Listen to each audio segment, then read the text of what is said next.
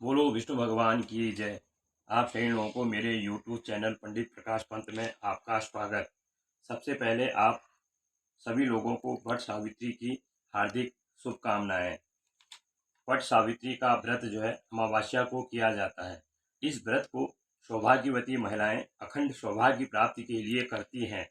यह व्रत फलाहार करना चाहिए। इस व्रत में वट, बड़ या बरगद के वृक्ष की पूजा की जाती है। अब इसकी पूजा की जो विधि है, प्रातःकाल नित्य कर्म से निवृत्त होकर बांस की टोकरी में शत धान्य भरकर ब्रह्मा की मूर्ति स्थापन करें। ब्रह्मा के वाम भाग में सावित्री की मूर्ति स्थापन करें। दूसरी टोकरी में सत्यवान व सावित्री की मूर्ति स्थापन करें। फिर दोनों टोकरियों को वट वृक्ष के नीचे रखें। फिर ब्रह्मा व सावित्री का पूजन विधि विधान से करें और निम्न मंत्रों से सावित्री को अर्घ्य दें। अवेदव्यम च सौभाग्यम देहि त्वं मम सुव्रते पुत्रान् पौत्रां च सौख्यम च ग्रहणार्घम नमोस्तुते। उसके बाद सावित्री व सत्यवान की पूजा कर बड़ के वृक्ष की जड़ में पानी दें।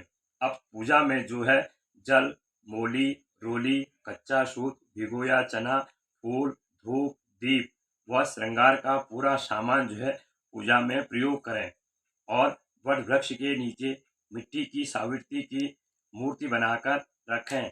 वट वृक्ष में कच्चा सूत लपेटकर परिक्रमा करें। भीगा चना व श्रृंगार का सामान व नगद रुपये रखकर सासू जी के चरण स्पर्श करें। वट वृक्ष में आम, चना, पूरी, खरबूजा, पुआ आदि इन चीज़ों से जो है उस वट वृक्ष की पूजा करें और फिर इन्हीं चीज़ों को खाने में प्रयोग करें, इन्हीं चीज़ों का भोजन करें। शास्त्रों में बताया गया है कि वट वृक्ष की पूजा का बड़ा महत्व। धार्मिक मान्यता के अनुसार इस वृक्ष में त्रिदेव ब्रह्मा, विष्णु, महेश का वास होता है। अब बरगद के पेड़ के नीचे ही वट सावित्री का व्रत की पूजा जो है की जाती है। मान्यता है इस वृक्ष के नीचे सावित्री ने तपस्या कर यमराज से अपने पति के प्राणों को वापस ले लिया। तभी से जो है यह वट सावित्री का व्रत किया जाता है। इसका प्रचलन तभी से है। अब जो है वट सावित्री का मतलब या इसका अर्थ क्या है? यह हिंदू धर्म का खास पर्व माना गया है। वट सावित्री पर भगवान विष्णु और माता लक्ष्मी की पूजा आराधना की जाती है। इस दिन सुहागिन महिलाएं 16 श्रृंगार पूरा श्रृंगार कर अपने पति की लंबी उम्र की कामना करती हैं और बरगद वृक्ष की पूजा करती हैं। शास्त्रों में बरगद की 7 परिक्रमा का विधान समझाया गया है, बताया गया है। अब इस पूजा के लाभ क्या है? वट वृक्ष की जो पूजा है उसके लाभ, इसकी पूजा से त्रिदेवों का आशीर्वाद प्राप्त होता है। शनि की पीड़ा से मुक्ति मिलती है। नौकरी व्यापार में लाभ होता है। दाम्पत्य जीवन में खुशहाली आती है और संतान सुख की प्राप्ति होती है। बरगद के पेड़ में दूध चढ़ाने से बरगद में ठंडक मिलती है। बरगद का दूध ठंडी प्रकृति का होता है, इससे यह अनावश्यक गर्मी को निकालता है। इसका दूध शरीर में वात, पित्त, कफ तीनों ही दोषों को नष्ट करता है। इसके दूध के सेवन से वात, पित्त, कफ तीनों समाप्त हो जाते हैं। अब वृक्ष सावित्री की कथा। प्रसिद्ध तत्वज्ञानी अश्वपति भद्र देश के राजा थे। उनको संतान सुख नहीं प्राप्त हुआ। इसके लिए उन्होंने क्या किया? 18 वर्ष तक घोर तपस्या की, जिसके उपरांत सावित्री देवी जो है प्रकट होकर उसने उस राजा को एक कन्या प्राप्ति का वरदान दिया। जब राजा अश्वपति को एक कन्या रत्न प्राप्त हुआ, जिसका नाम उन्होंने सावित्री रखा। कन्या अपने पिता के घर में बड़ी होने लगी। कन्या अति गुणवान, सुंदर, सुशील थी। एक दिन वह अपने पिता के सामने आई तो पिता ने कन्या को बड़ा देखकर मन में विचार किया कि मेरी कन्या विवाह के योग्य हो गई है। तब उन्होंने मंत्रियों के साथ अपनी कन्या के योग्य वर ढूंढने के लिए गए, परंतु उन्हें अपनी कन्या के योग्य कोई वर नहीं मिल पाया। इससे उन्हें बड़ा दुख हुआ। उन्होंने कन्या को बुलाया और कहा, बेटी, तुम मंत्रियों को शांत जाकर स्वयं अपने लिए योग्य वर खोज लो। तब सावित्री जो है मंत्रियों के साथ कई शहरों व मुनियों के आश्रमों में जाती हुई जंगल में गई। सावित्री की नजर जो है सत्यवान पर पड़ी, जो धुमतसेन के पुत्र सत्यवान को उसने पति के रूप में स्वीकार किया, उसका वरण किया। जब वह घर लौटकर आई तो उस समय राजा के सम्मुख नारद जी को उसने देखा। पिता व नारद मुनि को प्रणाम कर उसने अपना सारा हाल कह सुनाया। उसने कहा, पिताजी, मैंने सत्यवान को अपना पति स्वीकार किया है। ऐसा सुनकर नारद जी चौंके और उन्होंने अश्वपति से सत्यवान की अल्प आयु के बारे में बताया और कहा, आज ही से ठीक 1 साल में सत्यवान की मृत्यु हो जाएगी। माता पिता बड़े चिंतित हुए। उन्होंने पुत्री को बहुत समझाया, पर सावित्री अपने धर्म से नहीं हटी, वह नहीं मानी। उसने कहा, हे पिताजी, मैंने एक बार अपने मन में जिस पति का वरण कर लिया है, मैं उसी से विवाह करूंगी, अन्यथा नहीं करूंगी।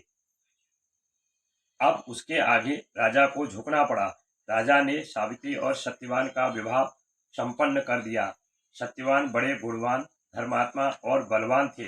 वे अपने माता पिता का पूरा ख्याल रखते थे। सावित्री राजमहल छोड़कर जंगल की कुटिया में आ गई। उन्होंने वस्त्र आभूषणों का त्याग कर अपने अंधे सास ससुर की सेवा करती रही। अब सत्यवान की मृत्यु के दिन निकट आ गए। नारद जी की बताई हुई बात सावित्री के मन में खटकने लगी। सावित्री ने सत्यवान की मृत्यु के दिन के बारे में जब उसके मन में ख्याल आया, तो तब जो है समय नजदीक आने से सावित्री अधीर होने लगी। उसने क्या किया, द्वादशी के दिन से 3 दिन का उपवास शुरू कर दिया और सावित्री देवी की आराधना और पूजा की, और नारद मुनि के द्वारा बताए हुए रास्ते पर उसने अपने पितरों का पूजन भी किया, उनके बताए हुए से। प्रत्येक दिन की तरह सत्यवान लकड़ी काटने के लिए जंगल जाने लगा, तो सावित्री भी उसके साथ जाने को तैयार हुई, पर सत्यवान ने मना किया। सावित्री नहीं मानी तो सत्यवान बोला, ठीक है, पहले माता पिता से आज्ञा लो। तब वो माता पिता के अपने सास ससुर के पास गई और उनसे कहने लगी, मैं भी जो है सत्यवान के साथ जंगल जा रही हूँ।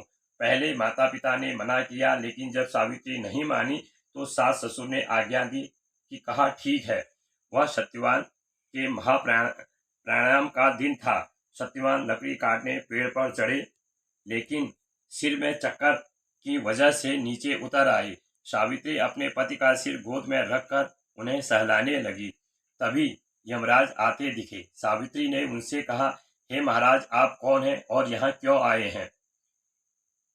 तो यमराज बोले, हे सावित्री, तुम्हारा पति जो सत्यवान है, बहुत ही धर्मात्मा, गुणवान और प्रजापालक है, सत्य है। इसलिए मेरे दूत इसको नहीं ले जा पाएंगे। इस करके मैं इसको स्वयं लेने यहाँ आया हूँ, क्योंकि तुम्हारे पति की जो है आयु पूरी हो चुकी है। मैं इनके प्राणों को लेने आया हूँ। यमराज ने सत्यवान के शरीर से अंगूठे के आकार का पुरुष निकालकर उसको लेकर जाने लगे। तो इतने में क्या हुआ, सावित्री भी उनके पीछे पीछे जाने लगी। उन्होंने बहुत मना किया, परंतु सावित्री ने कहा, जहाँ मेरे पति जीव जाते हैं वहाँ मुझे भी जाना चाहिए, ये मेरा धर्म है। बार बार मना करने के बाद भी सावित्री जो है नहीं मानी और यमराज के पीछे पीछे चलती रही। सावित्री निष्ठा और पति परायणता को देखकर यमराज ने सावित्री से कहा, हे सावित्री, मैं तुम्हें वरदान देता हूँ, तुम मुझसे वरदान मांगो। तो सावित्री ने यमराज से 3 वरदान मांगे। पहले वरदान में उसने अपने अंधे सास ससुर की आंखें मांगी और दूसरे में उनका खोया हुआ राज्य वापस मांग लिया। फिर यमराज जब जाने लगे तो सावित्री फिर उनके पीछे पीछे जाने लगी। यमराज बोले, हे सावित्री, सत्यवान के प्राणों को छोड़कर और जो भी तुम मांगोगी, तीसरा वर मैं तुम्हें दूंगा। तब सावित्री ने तीसरे वर में कहा, महाराज यमराज जी, 100 संतानों और सौभाग्यवती का वरदान मुझे दो। यमराज ने बिना विचार किए तथास्तु कह दिया। वचनबद्ध यमराज फिर आगे बढ़ने लगे। सावित्री ने कहा कि प्रभु, मैं एक पतिव्रता पत्नी हूँ और आपने मुझे पुत्रवती होने का आशीर्वाद दिया है। यह सुनकर यमराज को सत्यवान के जो प्राण थे वो चने के रूप में जो है सावित्री को दे दिए। सावित्री उस चने के दाने को लेकर उसी स्थान पर आई जहां सत्यवान का शव जो है रखा था, उस वट वृक्ष के नीचे। उसने उस चने के दाने को अपने पति के मुंह में डाला और उसका पति जो है जीवित हो गया। माता उसके बाद वह सावित्री और सत्यवान अपने घर गए। वहां माता पिता को दिव्य ज्योति प्राप्त हो गई, ऐसा उन्होंने देखा और उनका जो खोया राज्य था वह भी उन्हें वापस मिल गया। इस प्रकार सावित्री सत्यवान चिरकाल तक राज्य सुख भोगते रहे। अतः पतिव्रता स्त्री की तरह ही अपने सास ससुर का उचित पूजन करने के साथ ही अन्य विधियों को प्रारंभ करें। वट सावित्री व्रत करने और इस कथा को सुनने से व्रत रखने वाले के वैवाहिक जीवन के सभी संकट जो हैं टल जाते हैं। इस प्रकार इस व्रत में चने का बड़ा महत्व है और इसी दिन पितरों को पिंडदान भी अवश्य करें, जिससे पितर प्रसन्न होते हैं। बोलो श्री कृष्ण भगवान की जय, बोलो हर हर महादेव की जय, बोलो धर्मराज की जय, बोलो वट सावित्री की जय।